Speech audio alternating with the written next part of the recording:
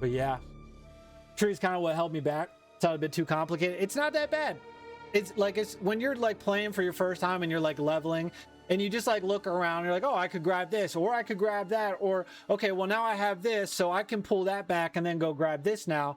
But just take 10-15 minutes at a time and see what's around. Like, okay, well there's this, well there's this, I'm doing this with the build, I'm scaling this damage, so I'm gonna grab this for now, and then you can always go and change it. But it's, the possibilities are endless, you know. The temerity legs gives you a barrier up to 100 of max life. I did see that, and I thought about it. But that new unique we got is pretty good. All right, boys. Hi, I'm Jonathan Rogers, Game Director on Path of Exile 2. Here we go. And welcome to GGG Live. We have a huge amount of stuff to share today, so it's going to be a good one. Twitch drops are enabled on today's live stream, so you'll be able to claim the Red Queen's font hideout decoration by following the instructions below. You boys. Drink it up. So with that out of the way, time to roll the trailer for Path of Exile 2, Return of the Ancients. Here we go. Here we go. Those in darkness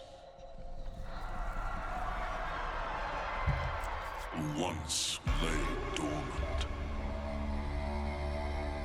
now return.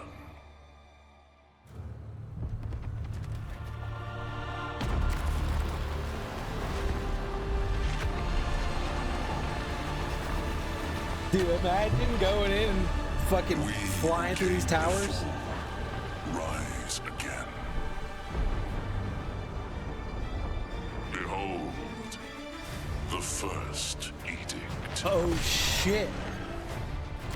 The origins of divinity. Oh, I get an ad right now? God damn it. New endgame quest, okay. Was that the Templar? No? 30 new endgame areas? Holy shit. 30. New Arbiter Pinnacle boss? Dude, we're gonna fight our D4 Paladin. That's literally us in D4. Rite of the Nameless. Ritual reworked. Oh, shit.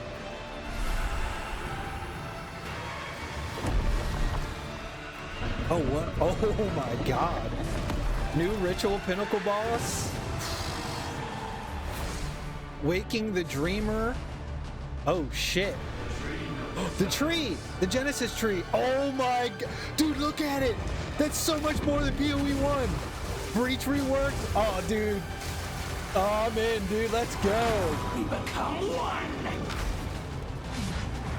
Dude, the hair in the Raven? Delirium reworked? You are completely alone.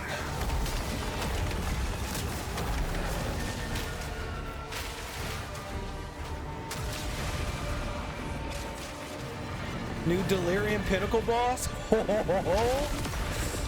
Runes of Aldur, new league. Okay. Remnant encounters? Ah, remnants. Alright. 25 Calguran skills? Fuck.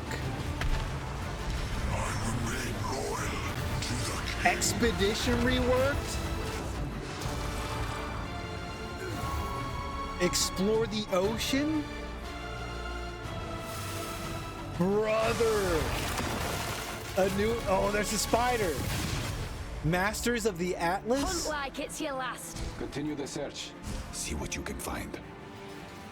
What the fuck? Val Temple to core? Okay, alright. Atlas Abysses? Oh shit! 15 new bosses and pinnacles! What the fuck? New Atlas passive tree. Oh, fuck yes, dude. New crafting. We got a bench. Rune forging. Spirit Walker. We just saw that. Oh, shit. There it is, the martial artist. Oh, my God. Dude, you can just punch thunder beams into the ground. 40 new uniques.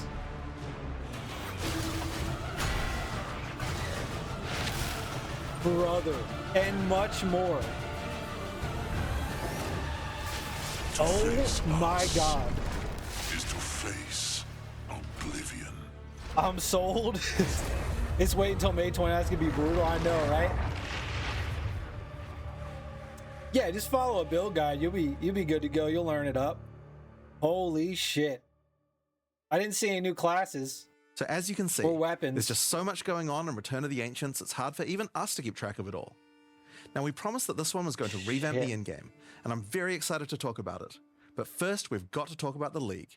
So to do that, I'm going to hand things over to Mark. Build planner? Hi, I'm Mark Roberts, Game Director on Path of Exile. Now, for those of you who are new to Path of Exile, each time we release an update, we also release a new league. Not only do we have a new economy, but we also introduce new content through the campaign, which gives you a fresh play experience right from the start of the game, didn't showcase as any well new as weapons. new mechanics, storylines, and in-game bosses. In the Runes of Aldur League, you will encounter a man being attacked by the undead in Clearfell. After saving him, he introduces himself as Pharaoh, a young blacksmith trying to bring back the ancient art of Ezomite runesmithing. He has been collating his discoveries in a tome and is keen to show you how runesmithing works. By inscribing symbols on these ancient Ezomite remnants, you can create all manner of old magics. Unfortunately, on doing so, the corpses of the nearby undead are revived and infused with some of the latent power, making for a difficult fight. I didn't see anything about swords, no. After defeating these monsters, I mean, they Pharaoh could be waiting realizes on that it. runesmithing is a dangerous business, and he is going to need the help of someone a little more Oh, the community's martially gonna be inclined to pissed. discover these secrets. I mean, the's He so lends you much his new tome content, and though. asks that you note down But anything you yeah, discover not when you having return swords, to him. especially this far in, almost, what, a In year and a each half area in in the early Runes of access? Aldur League, you will find a remnant. And as you approach it, you will notice that some symbols are already present, and some are waiting for you to fill them in. Depending on which symbols are already present, you will have different options for which items you can create using this magic. For example, if you combine Tempest and Lightning, you can create an Orb of Augmentation.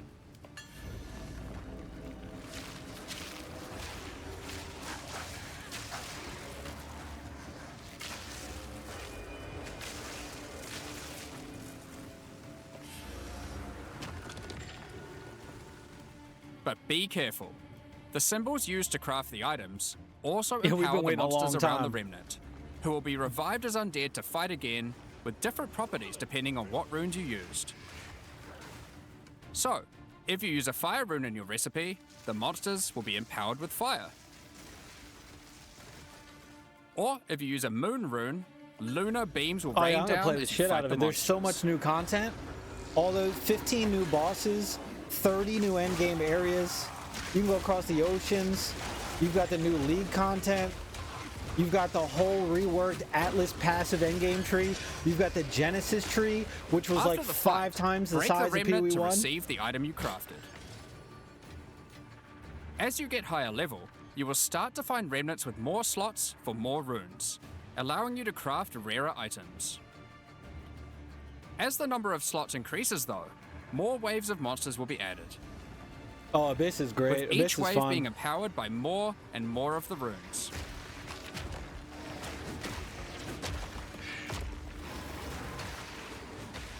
And this can get pretty dicey, because some of the runes can have powerful effects.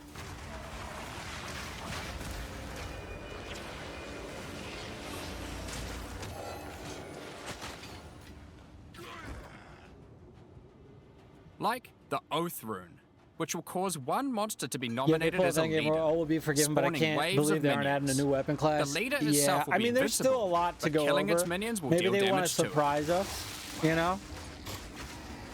But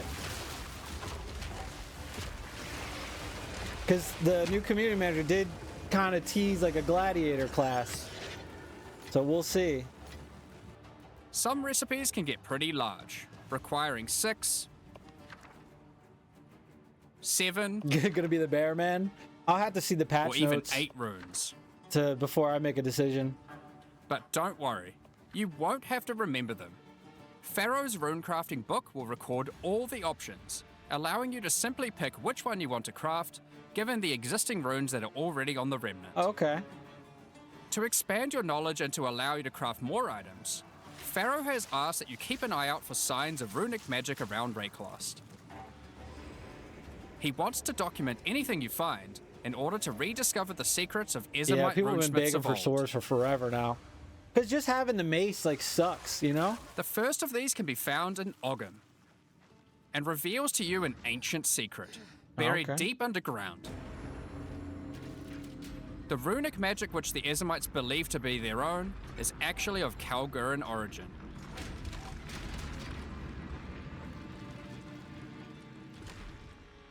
Thousands of years ago, the Calgurans came to Rayclast to find sources of Verisium, How many a people are metal watching? on which engraved runes allow 128,000 control over people. reality. Pharaoh is determined to learn these ancient ways Oh, there's the and fucking gain dude from the mastery trailer. over them. If you can bring him more Verisium, he'll be able to use it to smith power into any armor, granting you runic ward, the power harnessed by the Calgurans since ancient times. What's that do? Runic ward is a new resource that protects you from death. Okay. Should you run out of life, your runic ward will kick in, sustaining your body until your life can return. Wow. It effectively acts as an extra life pool. Of course, should you take enough damage to run out of that, you will still die. Okay. Every single piece of armor in the game can be upgraded this way. Even uniques.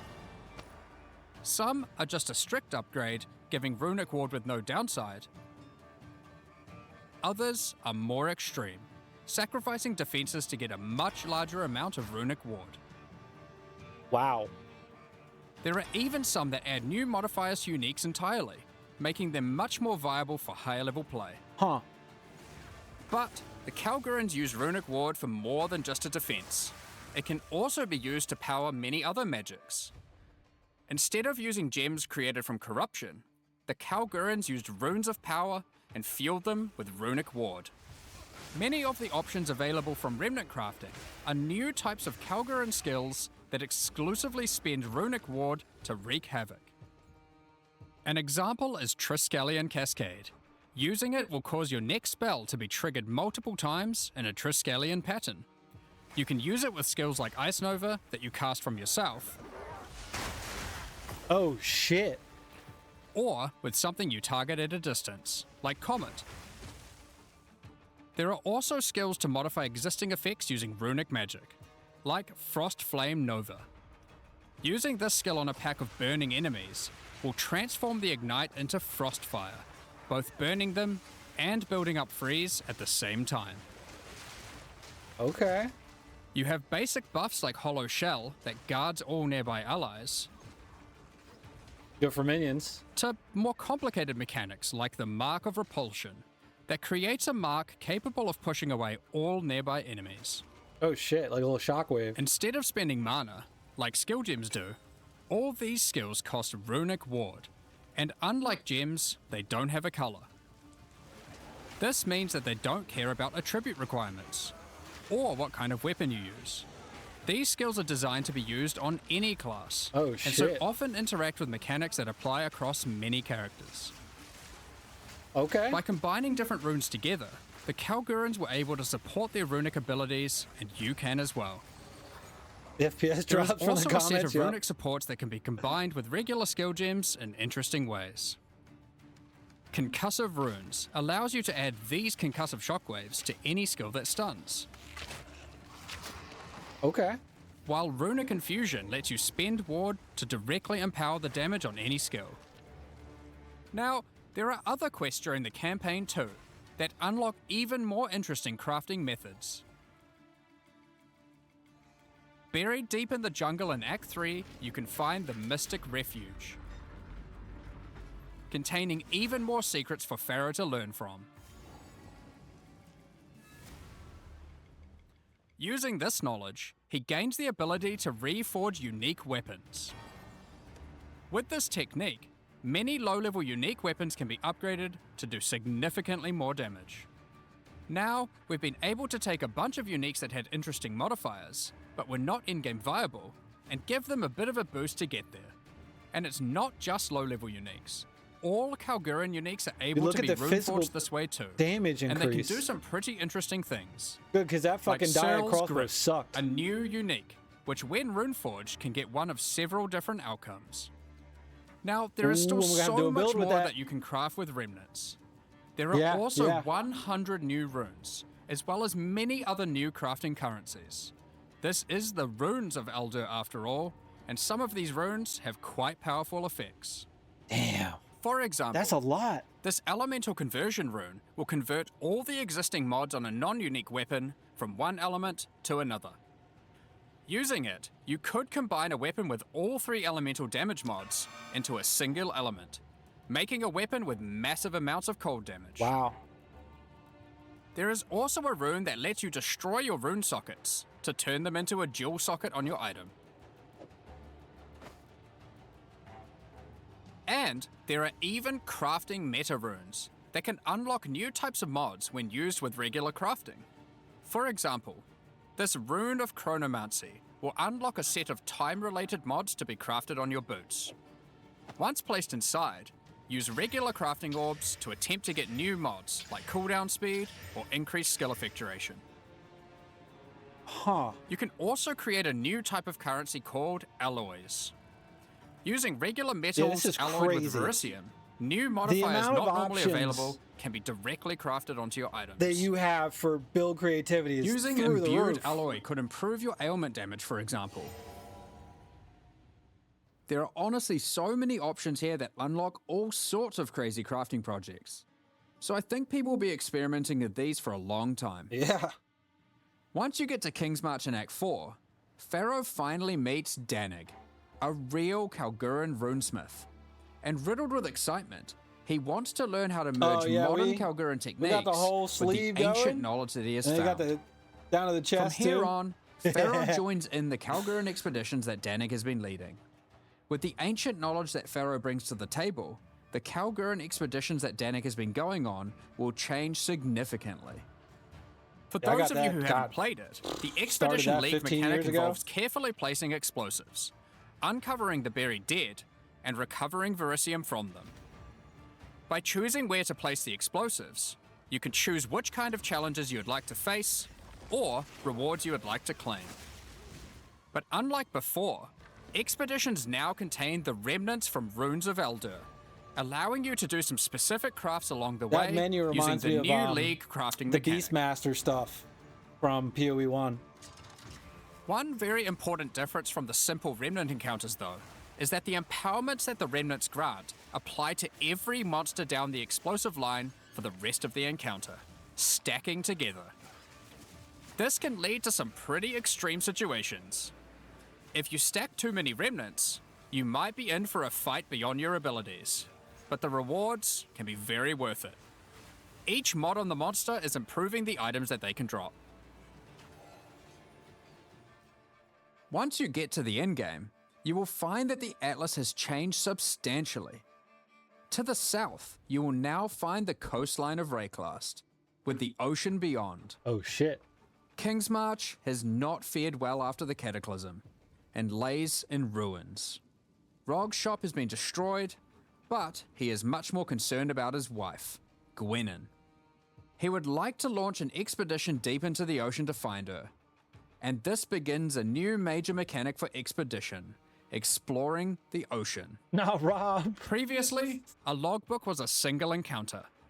Now, using a logbook, you can send ships to explore an area of the ocean to the southeast, Huh.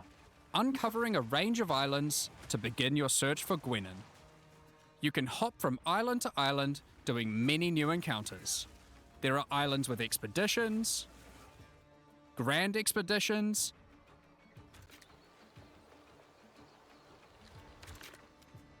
new bosses, and all sorts of other unique things to find. Oh hell yeah. Eventually, you will find the island that Gwenyn has been holed up on. It turns out that she has found the tomb of an ancient Calguran, Medved.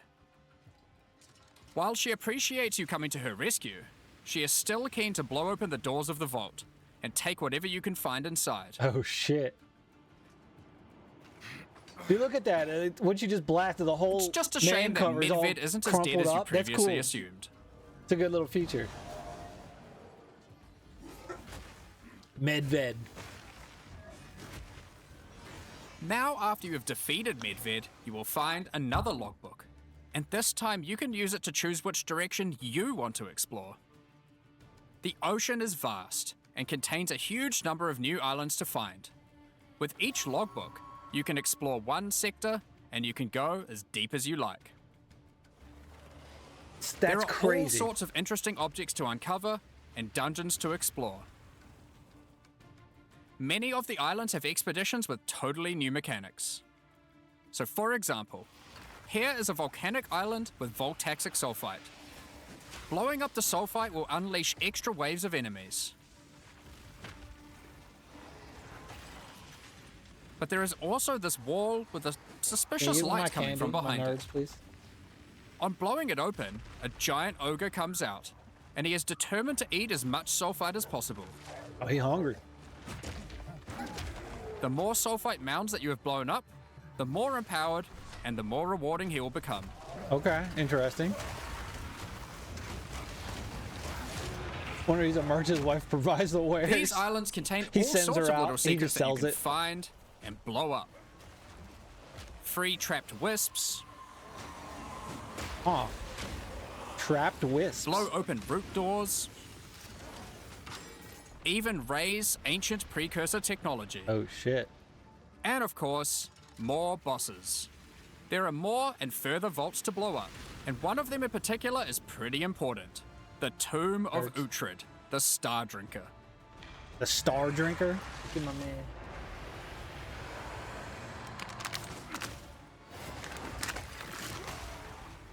Uhtred was responsible for calling down the meteors of Elysium, which the Calgurans used to power their ancient magic. And upon defeating him, he calls down a truly gigantic one into the ocean nearby. Oh shit. On visiting it, you find that it is shrouded by a strange energy emanating from the verisium core of the meteor within. There is something growing in there, and it can't be anything good. In order to gain entry, Danik suggests that the Triskelion Flame, an ancient Calguran artifact that can absorb and cancel the effects of verisium magic, could be used to enter. But to find it, you will need to locate the Tomb of Olroth, leader of the Knights of the Sun. Okay. Gotta fight Olroth, the old Defeat guy. him and gain access to whatever eldritch nightmare This is growing just inside. expedition. We haven't even gotten a ritual and breach yet. Now, this is crazy. we're not going to spoil this the is boss. so much but one thing content. you should know is that the verisium that makes up the core of the meteor is of a quality that has not been available for millennia. Bringing this to Pharaoh and Danik should allow them to forge some objects of power, the creation of which has been lost to time. This is crazy. So Dude, that's the Turbo, I'm lead, telling you. and there is Path of a Exile lot is going on. like nothing To else. sum all that up, there is a new encounter with over 30 new monster types and over 30 new rune modifiers to enhance them. You can create more than 100 new runes to craft your gear, as well as dozens of other new currency items. That's and crazy. there are new quests added to the campaign to unlock even more new crafting options. Rune forging armors, upgrading uniques, dozens of new Calguran skills and supports, tons of new islands to discover by exploring the ocean, Dude, that cast on crit comment, 5 new bosses, now that it spreads that including far, a it's new gonna be pinnacle wild. boss, Skin the Paladin? Are you gonna and give us the a Arbiter bunch boss? of new I know, uniques right? to top it off. But there is still a ton more to come. It's time to talk about the massive changes to the endgame. But for that, I'll hand it back to Jonathan. Let's go, Now, Jonathan. as Mark hinted at before, the endgame Atlas is very different now, and the ocean to the south is the least of the changes. The entire area around your starting location is now teeming with new questlines and things to discover. Will you investigate the strange forest to the west? The cracks in the earth to the east? Dude, look how Or cool perhaps that visit is. the ruins of a Val city in the north? The Atlas now has fixed points of interest at specific locations, giving you specific objectives that are easy to find. Okay. Like before though, no matter which objective you choose, going to towers to see what's out there is always a good idea. Okay. The first time you do that though, something new happens. The earth shakes, and a gigantic fortress rises from the earth. A remnant of the ancient precursor civilization. Hello? Hello? Uh-oh. What happened?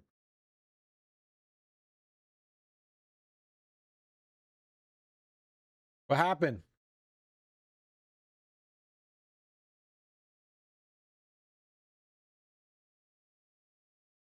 Did it crash?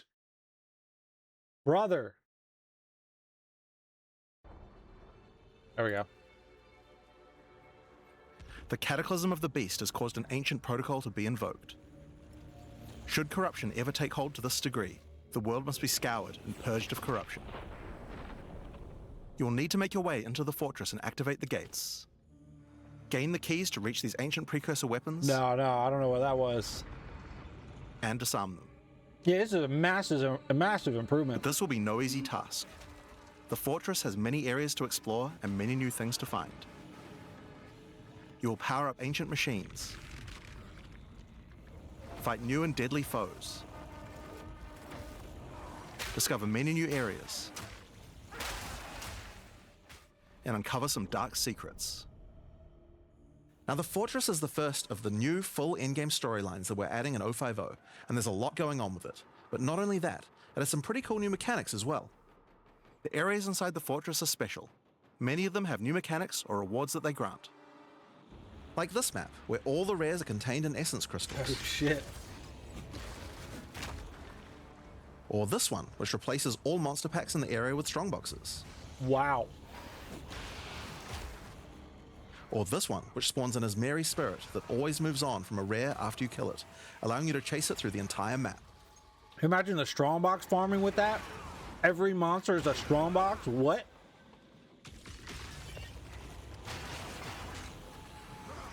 Now, just like the normal areas of the Atlas, you'll need to fight the map boss of each area to complete the map.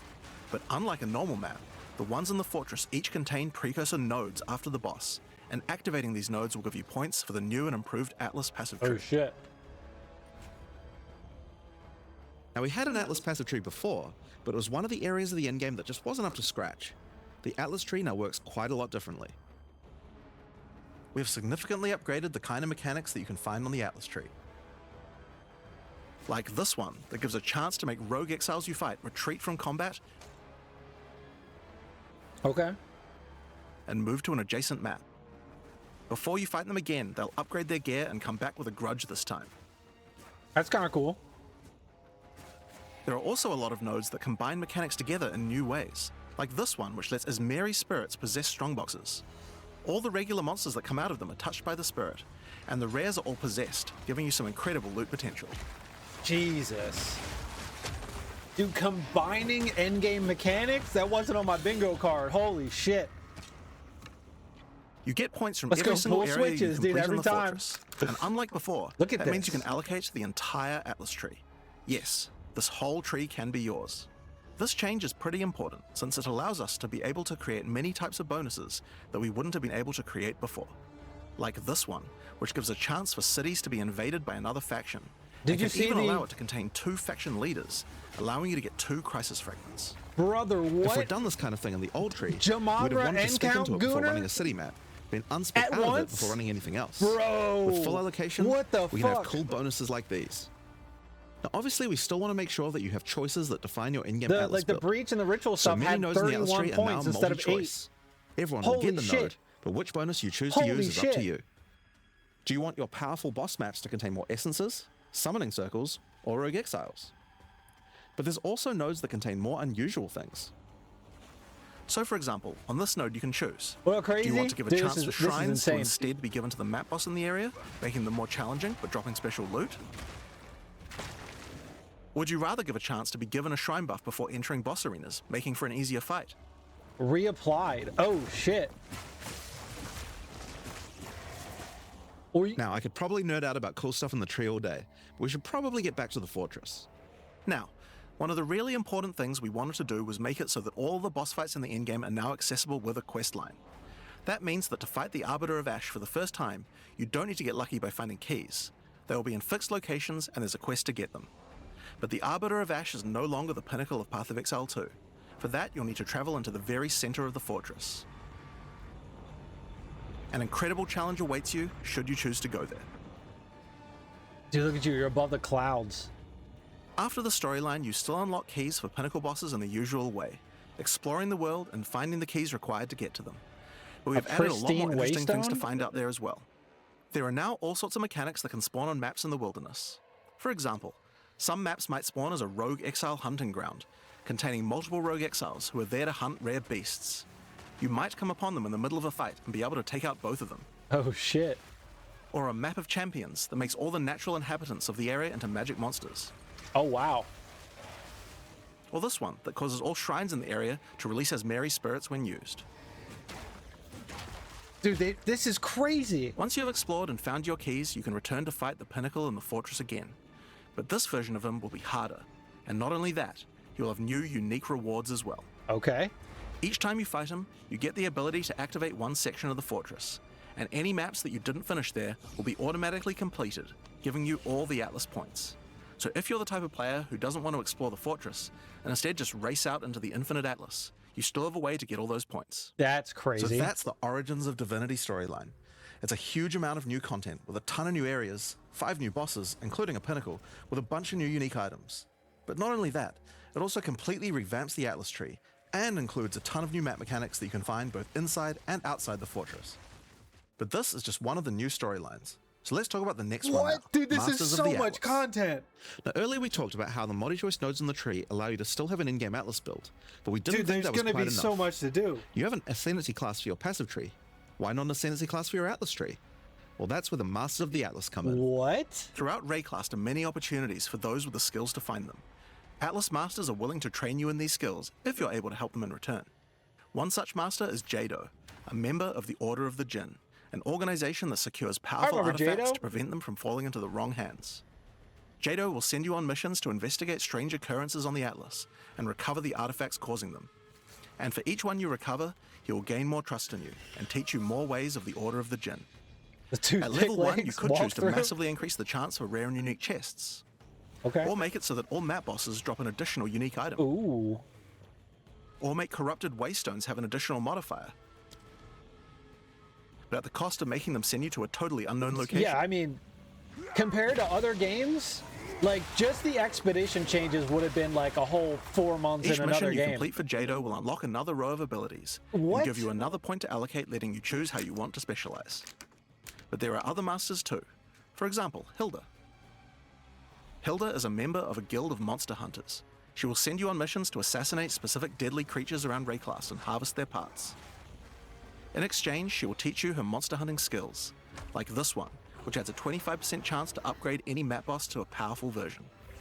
Or this one, which makes his Marian spirits no longer possess rare monsters, making them go for the unique bosses in the area instead. You might notice that many of the effects on these are both upsides and downsides. So Hilda, for example, can make it so that you only get one attempt when fighting pinnacle bosses. But in exchange for that, they always drop 2 uniques. Okay. Because of that, we wanted it to be easy to swap between them depending on what you're doing. As you unlock each master, they will appear on the side of the screen. Simply click whichever one you want to use to run the map, and all the bonuses you have selected for that master will be activated. The QoL This allows on you to that have a is few different crazy. strategies that you can quickly pick between, depending on what you're running at the moment.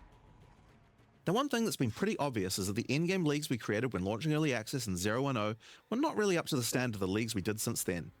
Fate of the Vile and Rise of the Abyssal just have a lot more going on than Delirium or Expedition, for example. We wanted to do a serious upgrade to all of these mechanics before we do our 1.0 release, and so that's what we've done. Yeah. All 4 of the leagues we launched in Early Access have been upgraded with not only new quest lines, but new mechanics, new crafting systems, new uniques, and new pinnacle bosses. Brother. One of the really important changes we made to all the leagues is that you can now find them on the Atlas in specific locations, and each one has a quest line that will lead you there to being able to complete the league, along with its Atlas tree and its pinnacle boss.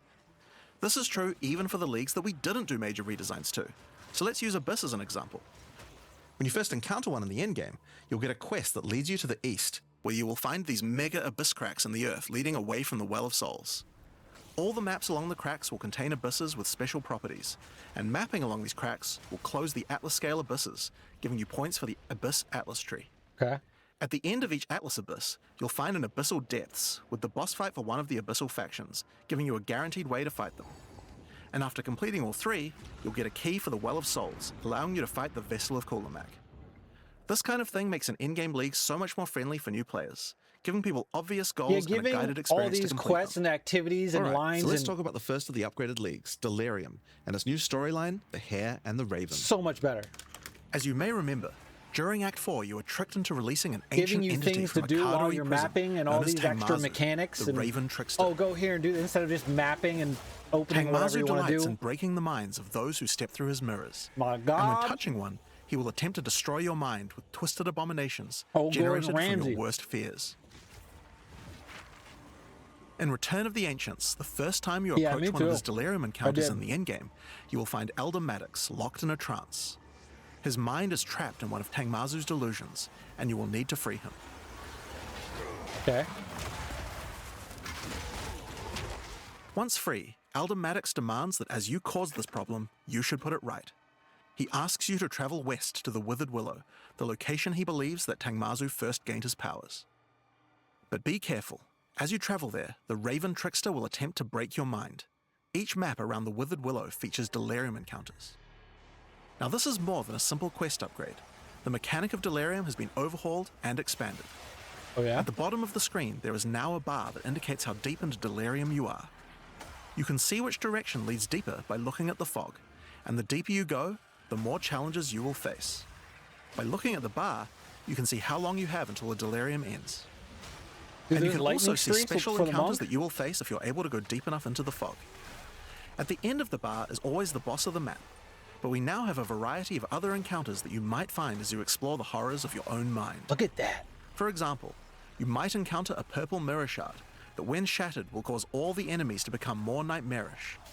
After hitting this, you'll notice the Delirium demons are enhanced, significantly more powerful, larger, and scarier in general, along with more rewards.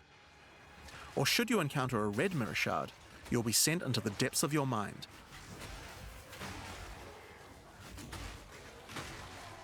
And must escape it while fighting off hordes of your worst What fears. the fuck? That's crazy. If you are able to do so, you will gain a powerful amulet with 2 instilled notables on it. Ooh. Once you reach the Withered Willow, Elder Maddox discovers that a shard of the mirror is missing.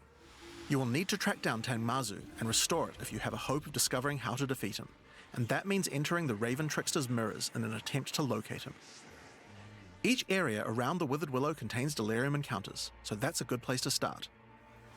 As you do Deliriums, some of the special encounters will drop Yeah, liquid it was just emotions. like endless Atlas, zero Normally, these direction. emotions can Now be used to install amulets to add notable you'll have so passive many buffs to them. quests and But in Return of the objectives and Ancients, emotions have a new end game function as well. activities. It's insane. Each one now has the ability to add Yeah, crafted you had to get mods to lucky. jewels, Yeah.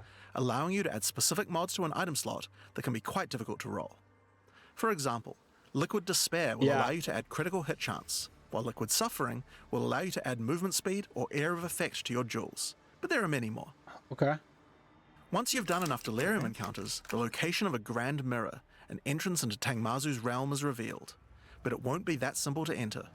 Using his powers, he reflects the map boss for a ridiculous empowered fight, then destroys the entrance into his realm of madness.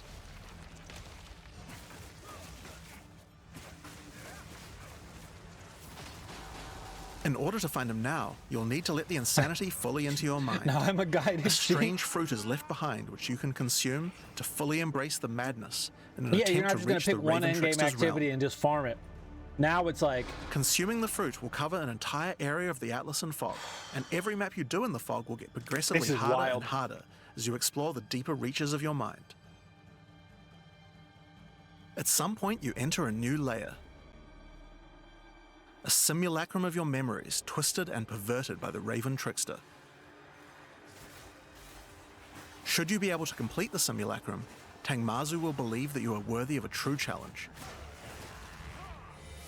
and will let you take the remaining shard of his mirror, allowing you to enter his realm of madness back at the Withered Willow. If you dare to face him, it will be a fearsome challenge.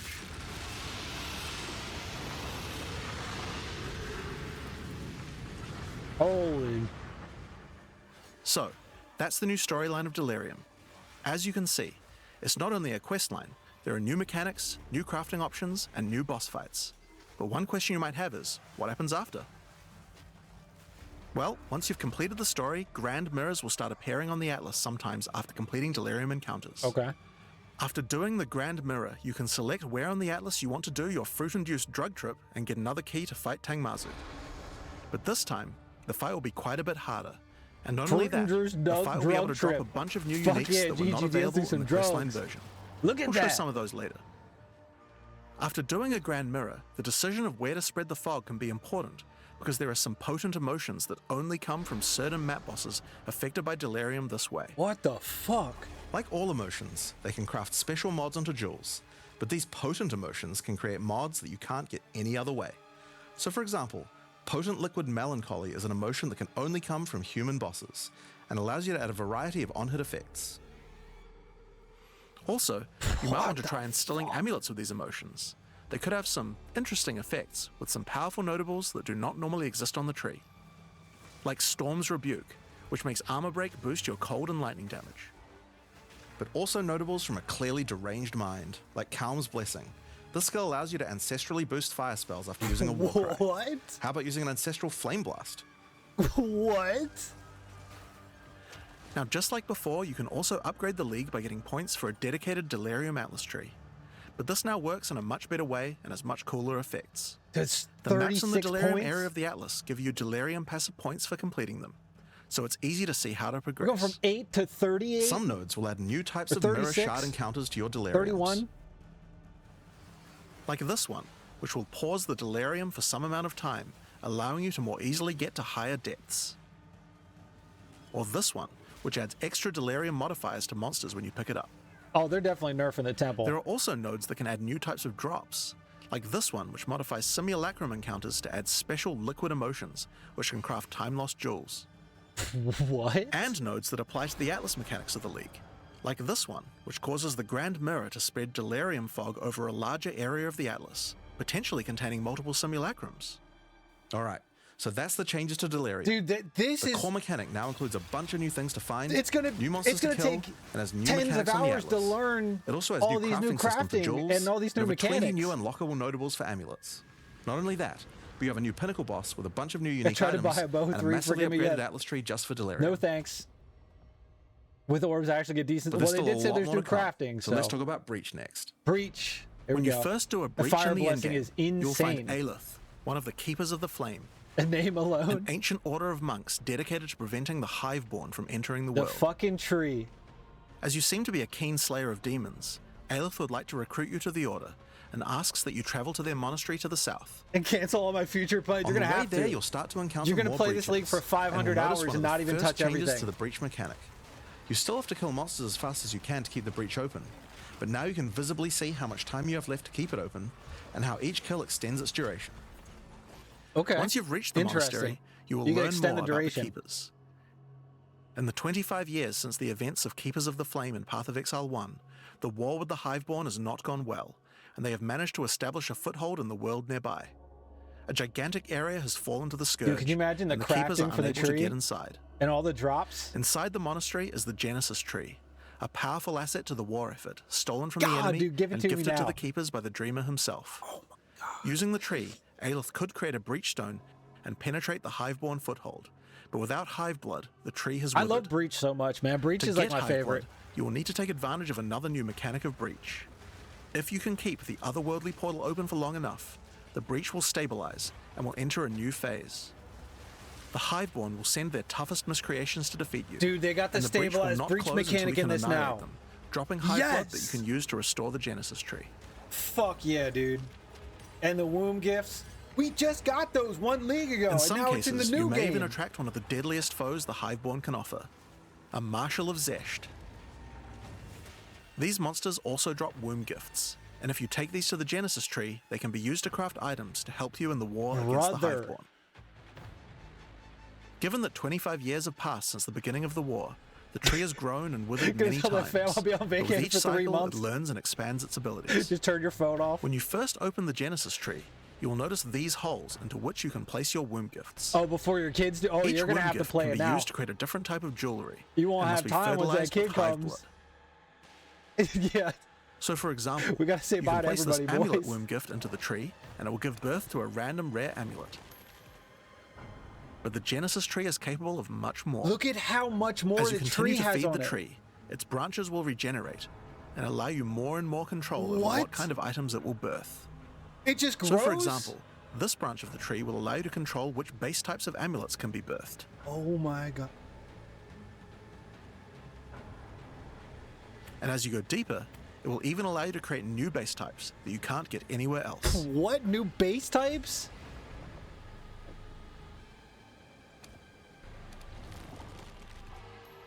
Like this one, which gives you an entire spirit skill for free. A Or spirit this skill one, for which has a free. rune socket in it. Oh my god.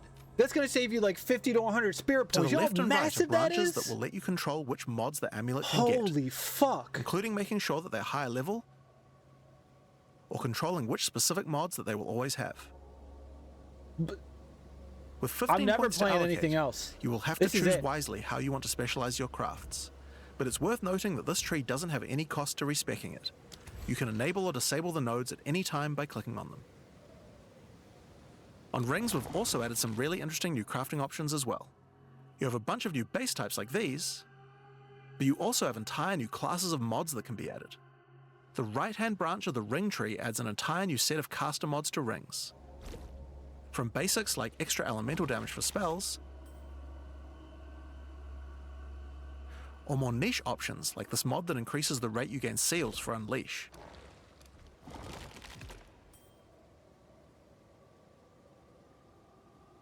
Seal And on the gain left-hand side, frequency. you can unlock an entire new set of mods for minion characters.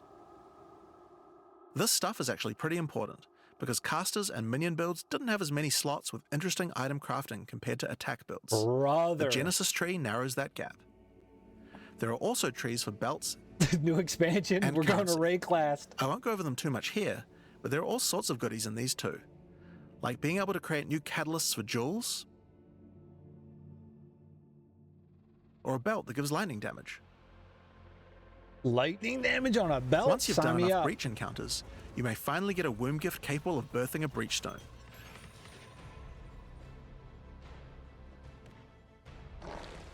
Oh. And you can then use it on the Hiveborn incursion. Ah, that's how you Once get them used, now. the true extent of the breach demon's foothold becomes clear. Oh shit. They have not only transformed the land, but constructed huge sky hives as well. When you enter the outskirts of Dude, their they got realm, the you will fortresses? discover breach hives. No fucking Using way. the power of the Keepers of the Flame, these otherworldly structures can be burned away when walking through them.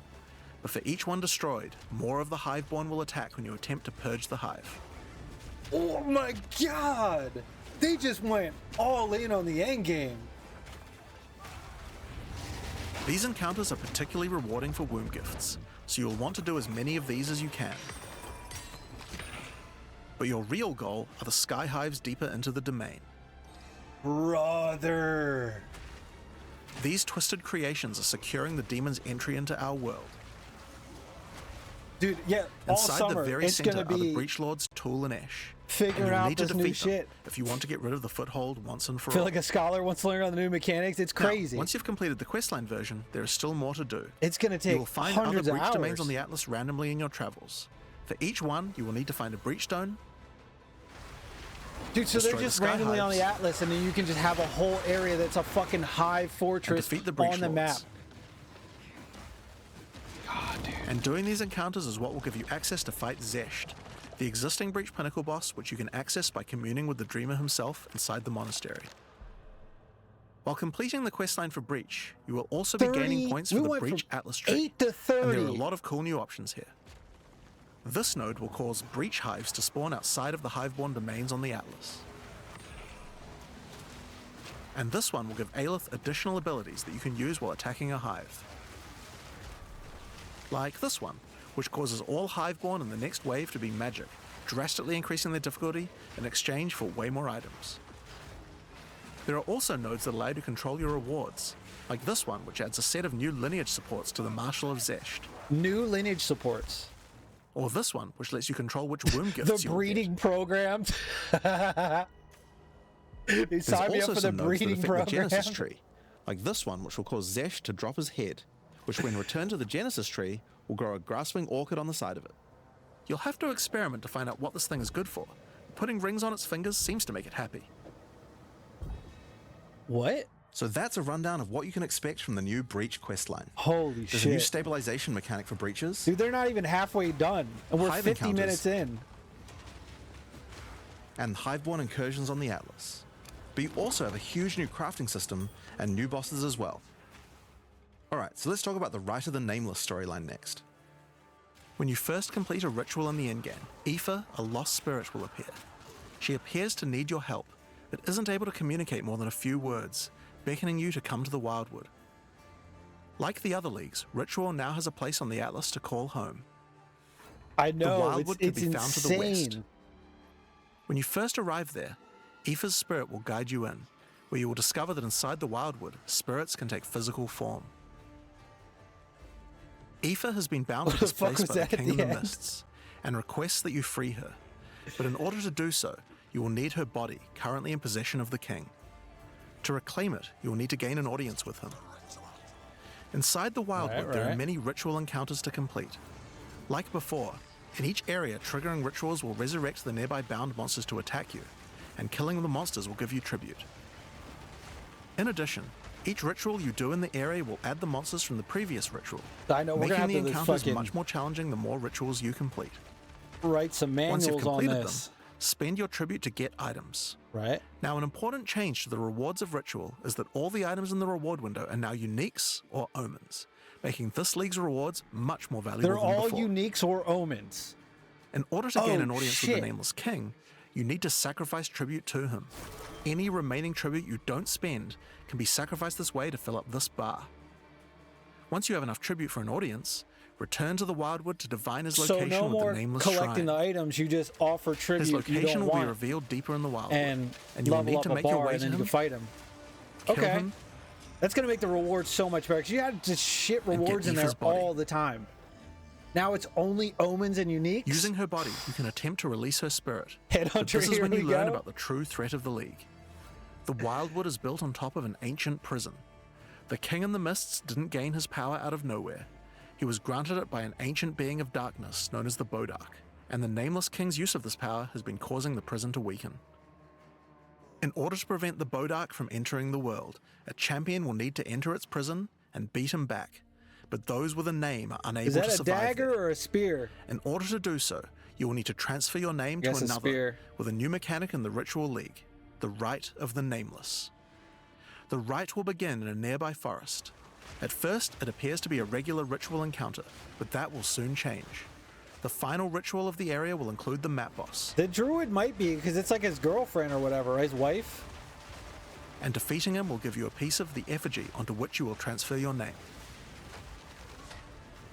But the new crafting reduces the high cost. But the I have a ritual is feeling it's still going to not increase it because it's going to be so Once the map fucking boss is complicated. defeated, the Atlas will open, You and you know? will need to pick another adjacent map to continue the ritual. It depends on how rare During the these rite, items are going to each be. adjacent map will have different rewards to More tempt you. lineage gems dropping? Not So, yet. for example, They did say if you there go were in this new ones that you could gain get from the breach, significantly more though. tribute.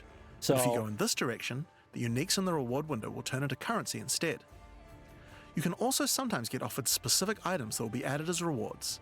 So in this case, you'll have to choose if you want to get 5 Chaos Orbs or a Mage Blood. A difficult decision, I'm sure. Now, as this is one continuous ritual, the encounters in the next map won't start from scratch. They contain all the monsters that were gathered from the rituals of the previous map as well, making them harder and harder. And that includes the map boss too. You will need to defeat both map bosses in the final encounter for your next effigy piece. And it still doesn't end there. Pick another map, another reward, and add another map boss to continue until the ritual of the Nameless is complete. It will take 5 maps in all, and will be an incredible challenge. But once complete, you can return to the Wildwood to perform the final rite. Transfer your name to the effigy, adorn the crown of the Nameless King, and enter the prison. Now, of course, once the Pinnacle boss is complete, the League doesn't end there. As you do Want rituals some on more the lore on Atlas, the- you can the continue to two give that tribute left to me the King hanging? in the I know. Mists for another audience. feel like I really got lineage gems. You could target farm them, but the rare ones were really hard to get. Pick another forest to begin the Rite of the Nameless once more, and this time with a harder pinnacle boss and new unique items to find. Of course, we've also significantly upgraded the Ritual Atlas tree. Get points by completing maps in the Wildwood, and you'll be able to unlock some pretty cool nodes. Some of them affect the Rite of the Nameless, like this one which extends its duration. You thought fighting 5 map bosses at once was hard? How about 6? Or this one, which makes maps during the Rite have more reward mods, often having 2. You also have nodes that allow things to combine with other content, like this one, which gives a chance for rituals to be created inside summoning circles, adding a random boss to the ritual encounter. There is even a node which adds a new type of possible. What? Brother, come on.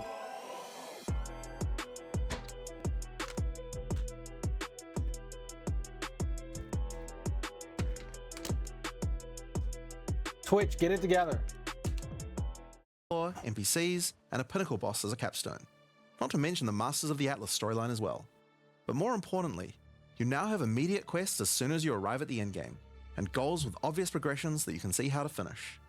Each endgame questline has a progress bar that you can pop out from the side of the Atlas screen at any time. So much to that do. shows you how far through you are, and buttons that will take you to the hubs for them. Oh, that's Overall, great. it's just a way better endgame experience You just click with a on it significant and it number of takes fun you? objectives to complete. But just in case you didn't have enough goals, we did have one other thing that you might want to complete this league.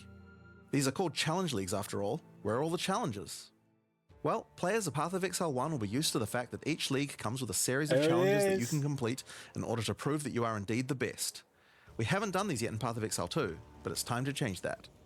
If you're able to complete them, you'll earn pieces of the Knight of Aldur armor set. Opening the challenge screen will show you a series of 8 challenges. After completing each one, anyone in chat or in the forums will be able to see your prowess. In addition, you'll get a statue to put in your hideout Oh, showing anyone you fuck yeah, trade dude. with how many challenges you've completed. You'll earn the first piece of the armor set after doing 2 challenges, and the full armor set after completing all 8. So that covers all the content you'll encounter in Return of the Ancients. But what about some new tools to fight against these new pinnacles with? Well, we also have some new ascendancy classes as well, but to introduce them, I'll hand you guys back to Mark. As Jonathan said, we have 2 new classes to show you today, the Spirit Walker and the Martial Artist. Let's start with the Huntress's new class, the Spirit Walker. The Spirit Walker has developed an affinity with the Asmerian animal spirits. She is able to infuse the power of multiple spirits at her choosing. Jesus. On the bottom part of the class, you will find paths for each wisp you would like to commune with, be they primal, vivid, or wild. Each one can give you different abilities that align with the stag, owl, or bear.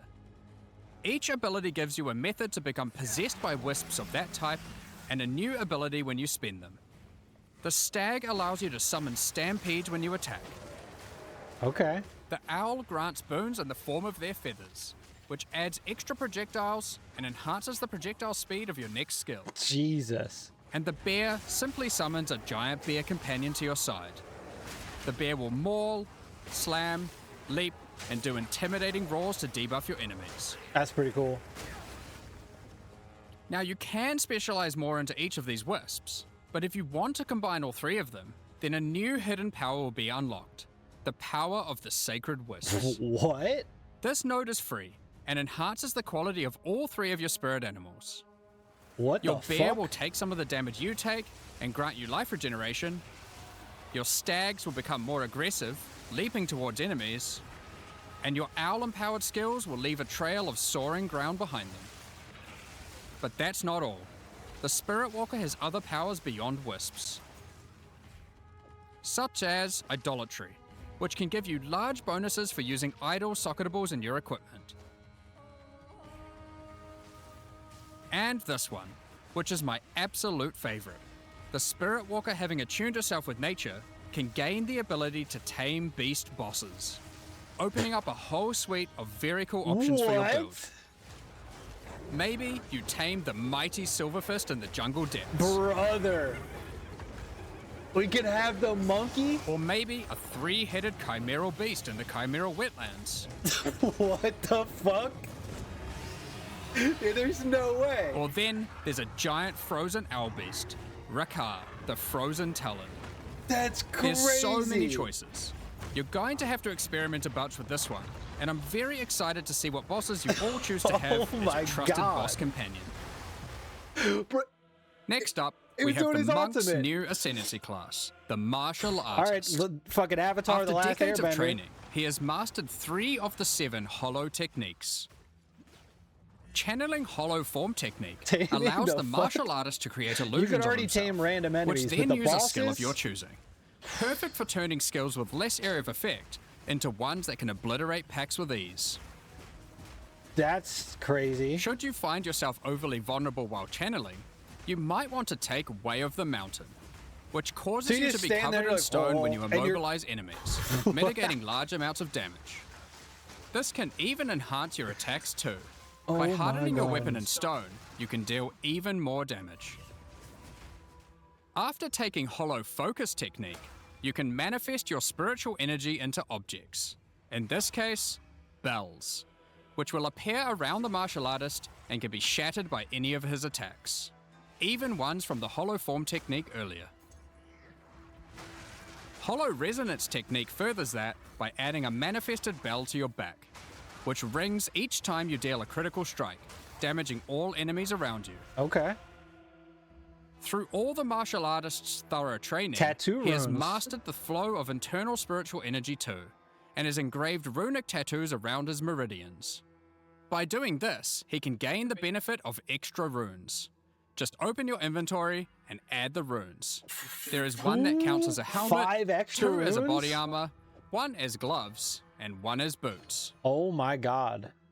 Finally, That's your gonna be OP. hands, the ultimate expression of a master of the martial arts. Taking Way of the Stone Fist will cause your gloves to become a new base type when equipped. Each modifier on the original pair of gloves has an equivalent, more powerful, and more impactful modifier. For example, these gloves add some physical damage, Earthbending. cold damage, lightning damage, some resistances, and life gain on hit. Now, when I equip these, they become literal fists of stone, and not only grant me a bunch more evasion and energy shield, they now also grant a lot more damage, some maximum resistances, and a significantly higher amount of life gained on hitting enemies. Oh.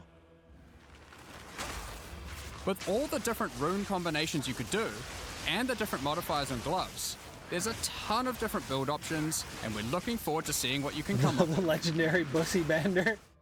Now, with so many new That'll be his bosses in name, Return of the the Bussy Ancients, Bender. of course we want to have a huge number of unique rewards. Okay. There are some pretty cool things in here, so we wanted to show you a few of them.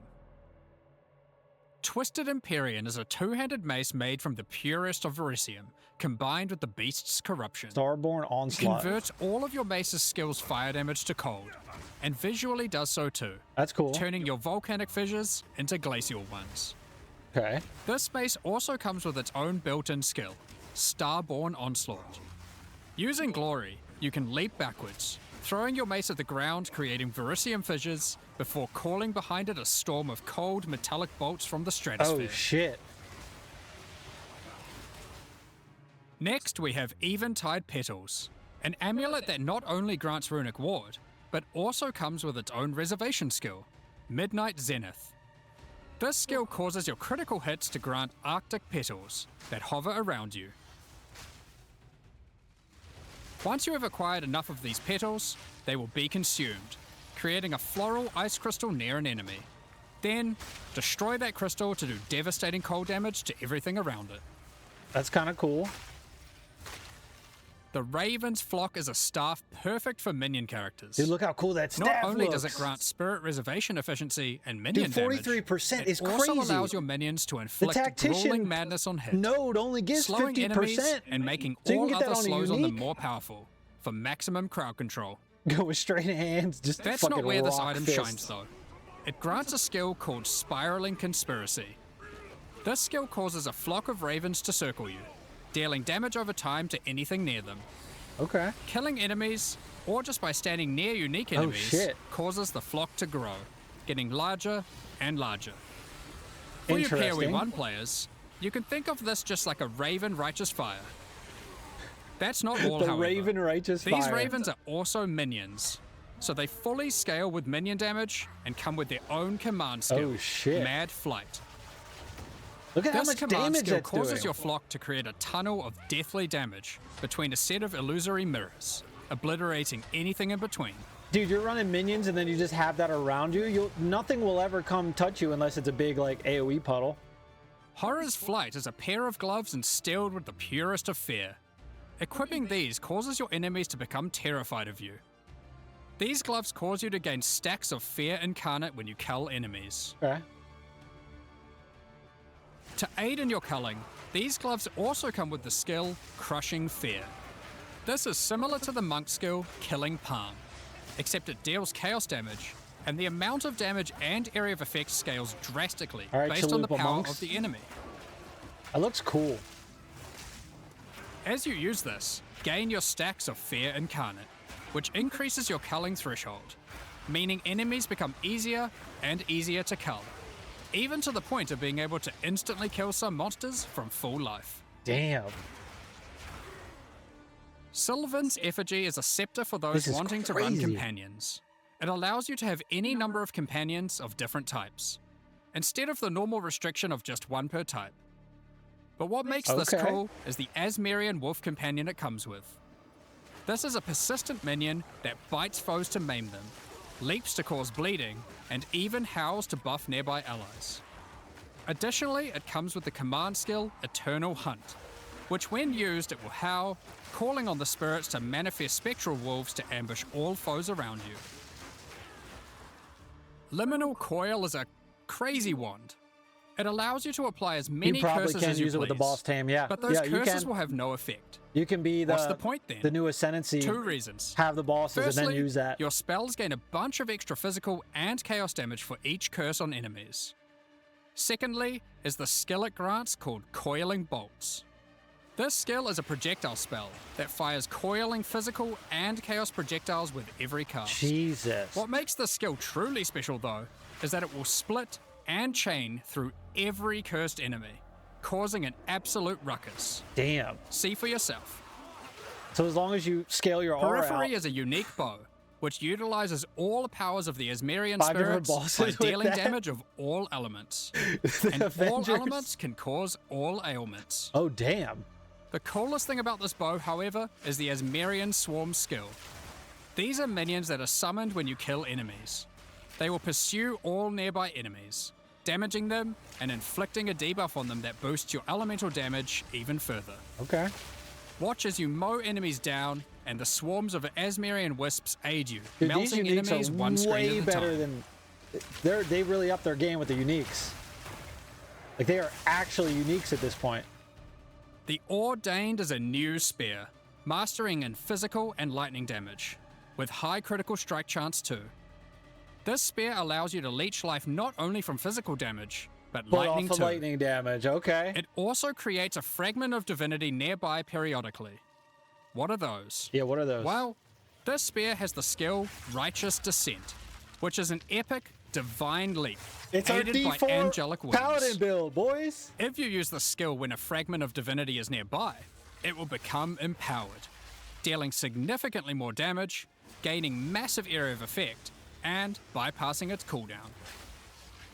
When fighting a boss, that's me right let there. a bunch That's of the me, fragments dude. spawn, Arbiter and then just build? unleash your divine havoc, obliterating them.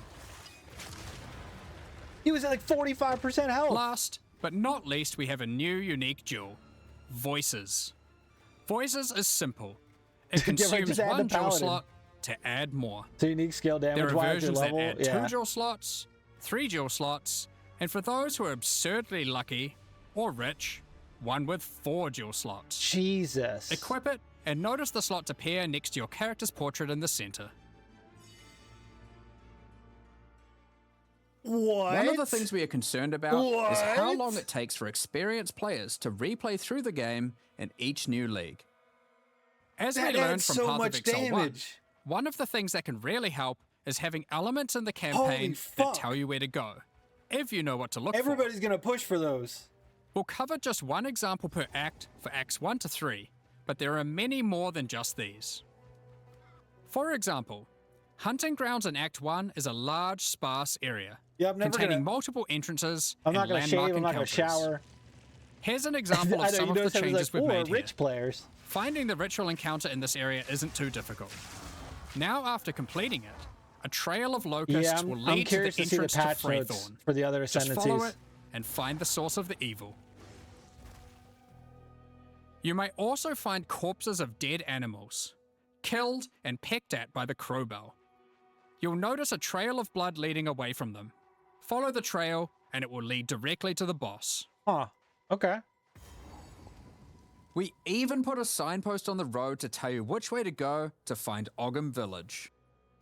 Okay. In Act 2, in the Mastodon Badlands, you need to find the Lightless Caverns and track down the Forget Abyssal. what daylight feels like. Now, to make this quicker, in the level you'll find these cracks. Holy Just follow shit. them, and it will take you right to their lair, allowing you to find and unlock the Well of Souls. Dude, this is great QoL right here. In Act 3, Holy the shit. jungle areas have camps of explorers to sell you items. However, they are now Yeah, we're even gonna have to more buy useful. Sunny D, boys. By talking to the explorers, He they drinks will it point fast food. towards the next area. Not only that, but it will also reveal it on the minimap, Okay. so you can know exactly where to go. These are just some examples. We plan to do more and more of these over time in order to streamline the experience. I like that. I like that. Now, as this is an endgame expansion, it makes sense that we would work on Atlas QoL. We've added a search box that updates live as you type. Have a specific map you want to run? Now, they will be much easier to find. Wow. If there are multiple maps, hitting enter will move you from map to map. Now, making a character build in Path of Exile 2 can be pretty complex. And instead of designing a build yourself, Gonna be in my many cave to players slay enjoy some following monsters. online build guides. We have a pretty awesome community die that of has built starvation. many tools over the years for designing builds. But we wanted to improve the experience of following them. So, we are introducing a new build guide system directly into the game client. Here's how it works. Community creators who write build guides can now create a new file format, a build file. Once downloaded, the builds appear in the in-game client, and selecting one will show you everything you need to know to make that build. What the fuck? So you can see all the passives you need to allocate, ascendancy points you need to take, skill gems you need to equip, and recommendations for all the support gems you need to use as well. For items, Wow. the build designer can specify which uniques to use in each slot, or if needed, just add some notes to the item slot to say what kind of item you need. In fact, build creators can add notes to just about any of these areas, I guess I got allowing some them to work to do, explain huh? different trade-offs in context. That's or crazy. just give more info about how these things should be used. They can also give level ranges to each element, allowing recommendations to change over time. Great for builds that need to respec after they reach a certain level. Now, all of this is written in a standardized build format that creators can use.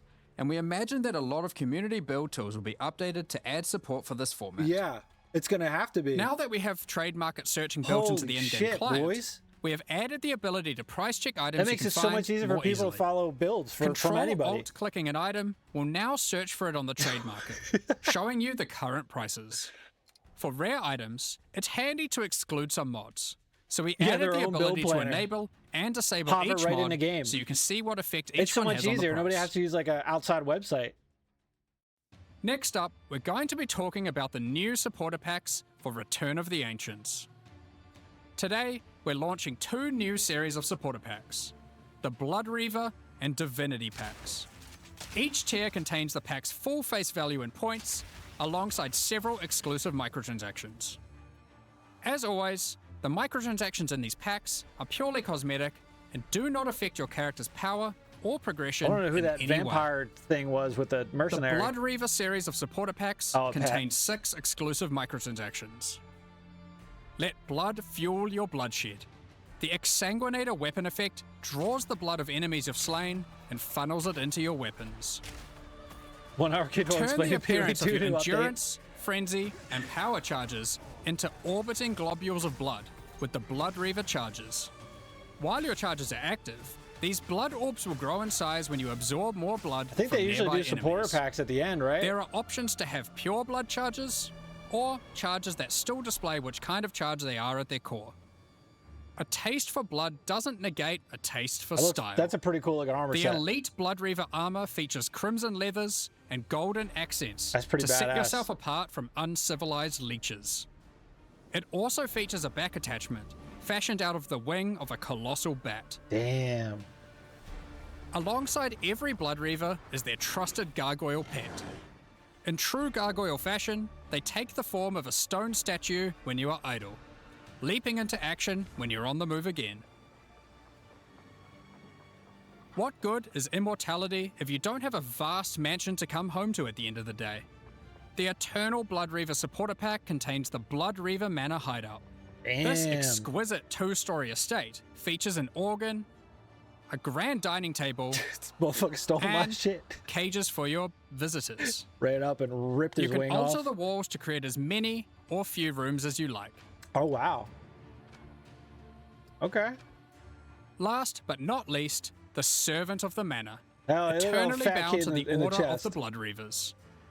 This henchman will manage your store, so you can spend more time spilling blood. Stop that.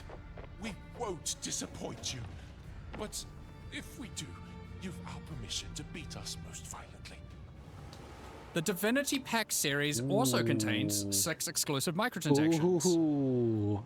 Call on Divinity to aid you in eluding enemy hits with the Divinity dodge roll effect. Oh, fuck yeah, dude. As you sprint, actual divine lightning wings will form out of your That back, looks badass. leaving a trail of radiance as Punch you the engage child. or escape from combat. The fat little gooner. For situations that are too dicey, call on the gods above to send down the Storm of Divinity portal to I create like a safe that passage portal. for you to retreat Holy through. shit. Adorn yourself with the Knight of Divinity armor set, a highly revered attire only bestowed to those deemed worthy for the divine cause. Equipping the Divine Surge character effect Not bad. empowers you with a storm of divine energy. More Using armor, skills right? causes the storm to burst from your They character, were like, oh yeah, spilling oh, raw yeah, divinity Diablo? into the Take area this. around you. The Arbiter of Divinity wings are the final piece remaining to emphasize the force Brother. Divinity has over this realm. This ancient precursor machine was found locked away in a highly guarded vault.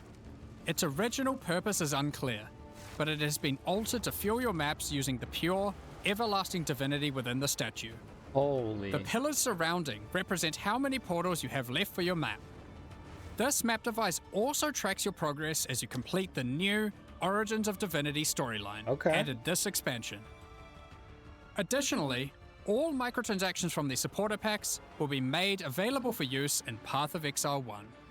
On release weekend, we will also be releasing the Return of the Ancients mystery box, which will contain 2 armor sets, Oh, fuck a set yeah. of map devices for your in-game adventures, a new tracking scroll that records the amount of currency you've gained from the currency exchange or your shop, and much more, like a set of finisher effects and affinity stashes. Ooh. That's not all, however. The Fragment Stash tab is finally coming to Path of Exile 2. Thank God. And with it comes some tabception. Inside this one tab, there's a tab for your various boss key fragments. There's also a tab for all your precursor tablets, with each type of tablet getting 6 tabs of fucking storage. yes. Finally, there's a tab for your Djinn barriers and inscribed ultimatums. Oh my God. Both of which get their own 6 tabs. That's a lot of tabs. That's huge in So and of that's itself. everything in 050. This is by far the biggest update we've ever made to PoE 1 or 2. New in-game storylines, pinnacle bosses, crafting systems, items, ascendancy classes, and so much more. Now, because this update contains so much in-game content, we're doing significantly more testing than usual. For that to happen, we're taking a little longer than usual between the announcement and the release. Right. 050 will be released in 3 weeks on May the 29th, with the patch notes being released on the Friday before that, on May 21st. May 21st. But there's just one more thing to talk about. Now that the endgame is up to scratch, we have to start talking about our plan for 1.0 release. The feedback we've had during early access has been critical for making all the improvements that we'll be making to the game. At the same time, we had to create enough in-game content to make an ARPG that can call itself a successor to Path of Exile 1. Okay. Well, with 050, we now believe we have reached that point. Fuck And so yeah. this is going to be the last full-size league during early access. We called it, That's dude. right. The next big update is going to be 1.0. We knew it. We knew it was Normally we coming. would do our next big content release in August, but in the run-up to full release, our plans take a little longer on this one. As big as 050 is, 1.0 is even bigger. So we'll be launching 1.0 this year sometime after ExileCon. But that doesn't mean we won't be doing updates in the meantime. In this final phase, we have a lot of things to polish throughout the game and balance to improve. I'm sure there'll also be feedback about the new endgame that we need to incorporate too. The difference is that the focus is not going to be on adding more content like the previous updates, it's going to be on improving what we already have. That's fair. But we still want to encourage people to try out all the balance changes and improvements that we're making. So we're going to be running a few event leagues during this phase alongside each update. Okay. Think remixes of existing mechanics or features. Okay. And speaking of ExileCon, don't forget to pencil it in on the weekend of November the 7th in New Zealand. ExileCon is a gathering of our players, and a chance for us to showcase everything we'll be working on for both Path of Exile 1 and 2. And this one will be particularly important for us, since we finally get to unveil some of the coolest content that we've been working on for a while now with Act 5 and 6. Tickets for the in-person event are currently sold out, but don't worry, So we're gonna get Act all 5 the announcements and talks are going to be sold out streamed already? online for all of you to watch. Jesus. Now I'm personally so excited for this. This is the year that PoE 2 comes out. The campaign is finally finished. It's been 8 years to get here, but we're finally near the finish line. And with that, it's time to move on to our live Q&A. No swords, boys. No swords, no new class. But holy shit. That's a lot of content. That's a lot of content. We don't have audio. Yeah. Well, they said there was going to be an update in August. They said an update in August. Good to sit down for a nice long Q&A once again today. It's We just had 1.0. a teaser for Return of the Ancients expansion.